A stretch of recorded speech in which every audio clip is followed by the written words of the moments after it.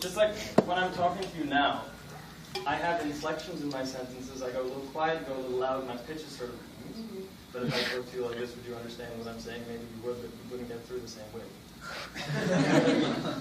So, anyway. Also, if you play quiet, when you play big, it seems even bigger. Yeah, like that first bit where we go, you know. Right, when we go to the big bit, it's like. Yeah. We weren't playing that loud. We were just playing really quiet before it. It's all relative. That's very true. And also, drummers think this. You don't have 88 keys or a million notes on a 7-string guitar to use. Your notes is dynamic choice. You have maybe 6 things to hit. You hit them at any volume and they sound different when you do it. So think of it that way. This is your note choice, how hard you play. But yeah, let's do that section. Cool. Antoine, you want to talk about it? Or why don't we build it up? Why don't we play it and then break it down? Cool. What's a section? Yeah. 1, 2, 1, 2.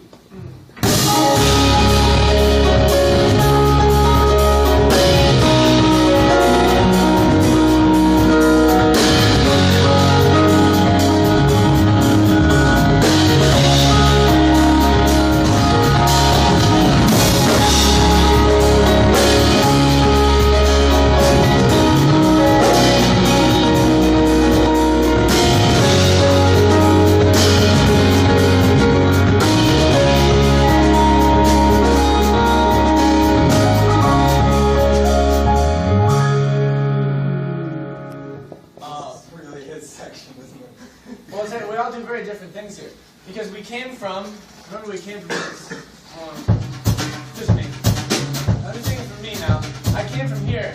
We're playing the same melody, but it just needs to be bigger. So I'm playing, the feet don't change the noise. When we switch to the next part,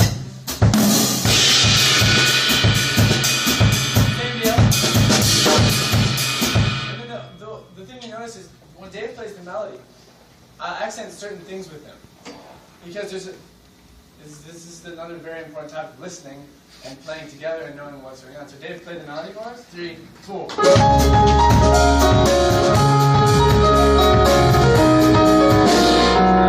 So when I hear that, I okay, I want to complement that the best I can. Now what does that mean? Does that mean I play every single note? Let's see how that sounds. 1, 2, 3.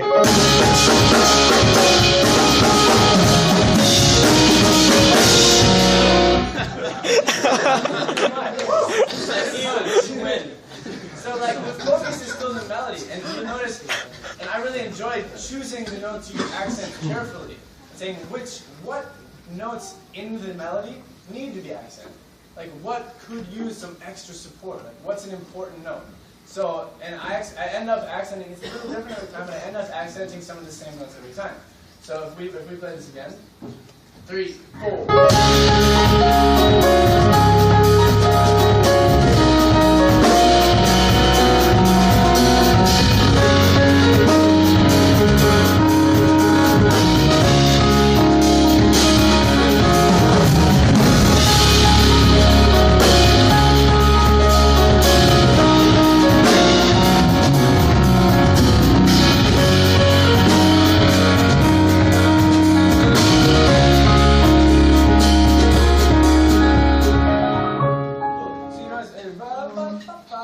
There's this extra do-do-do-ba, the ones that hang over. Because that's what lasts, the period on the sentence. You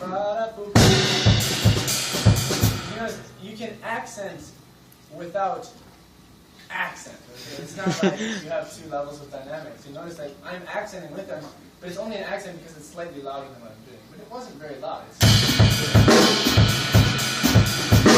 You don't see me coming from back here. You don't get the full camera Thor wind up. So again, it's all relative. You're listening to where you're going to play it, and then listening to the band and saying, how loud am I going to play this accent? Do I even need a crash with it? Probably not. Maybe I can just keep it on the ride. You know what I mean? So that's what I'm thinking as we're doing that. Antoine? Yeah, I'm thinking roots. Sorry.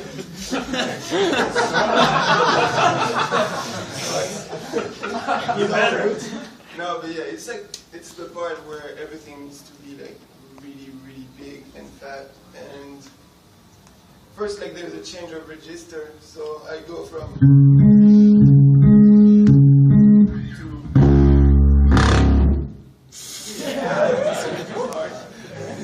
That's actually yeah. And so obviously there's going to be a big bump in the volume and all. And then I just listen to the melody and how those two interact. And like after a while playing together, I know that there's gaps where a bass fill could be appropriate. Notices he smiles. And yeah, a good spot to make Aman smile. It's like, no, yeah, it's. Yeah. Yes. Okay. So for example, can you play the melody?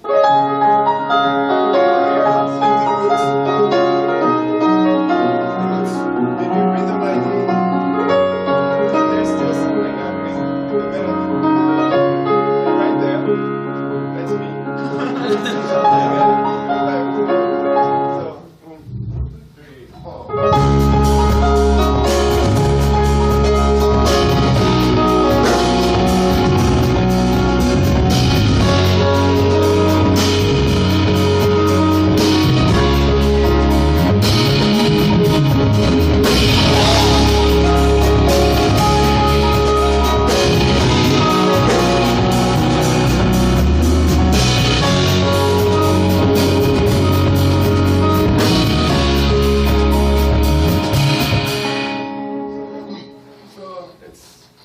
at the end of the day, it's just a matter of, I guess, personal taste and ideas and just trying to listen to the whole band as a unit and not taking anyone's space. So, especially with a man who plays like 7 strings, you know, the registers kind of tend to get to clash. And even like the lower register of the piano and the kick drum. So that's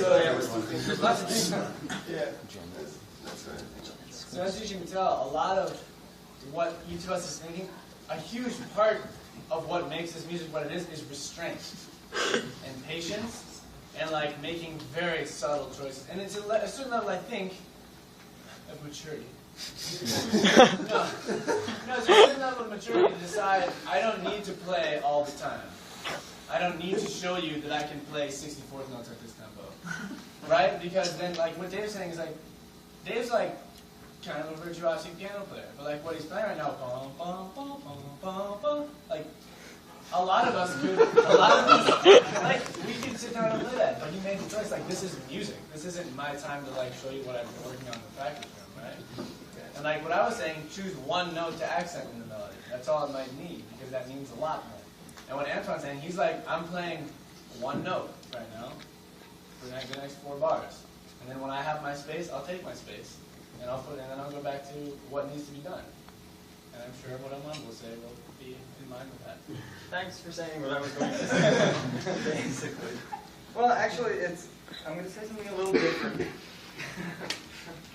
But well, what JP is saying is very true. You have to be mindful of what you're playing. The point isn't to show off. And if you're a guitar player, you're going to get to solo at some point, so you might as well wait. Right? So it's okay. But what happens is, at least the way I approach these things is I don't, I've been to school, I've grown up learning theory and all that kind of stuff. But my approach, and this is personal, is to imbibe all of that and then forget about it. And you have to know it to a certain point so you can apply it subconsciously. But I'm not thinking accent that, rhythm this, whatever. I'm thinking these guys are the most important things you'll have as musicians. Your ear. Whether that means listening to something and being able to do it, or translating something out from your brain. Well, not really, you know what I mean. Listening for stuff. So the way I do it is I listen. And when Dave comes in, he goes, here's the music. And I throw it away because I'm a guitar player and I'm really bad at reading.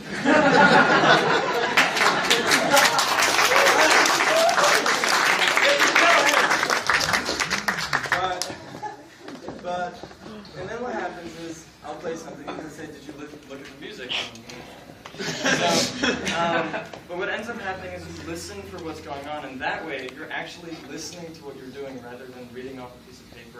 It's all well and true to use music as a base, but you need to use your ear and apply your musicality to it. So what I do is, and I didn't even realize that rhythmically it makes sense with the da, da. I'm going, can I play it? 3, 4.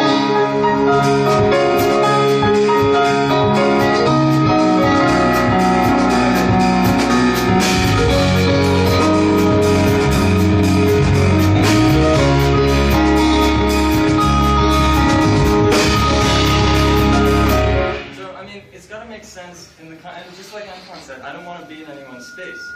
And it's important, especially, it's important to feed that, because it makes you cool. It's important, especially, forgot my point.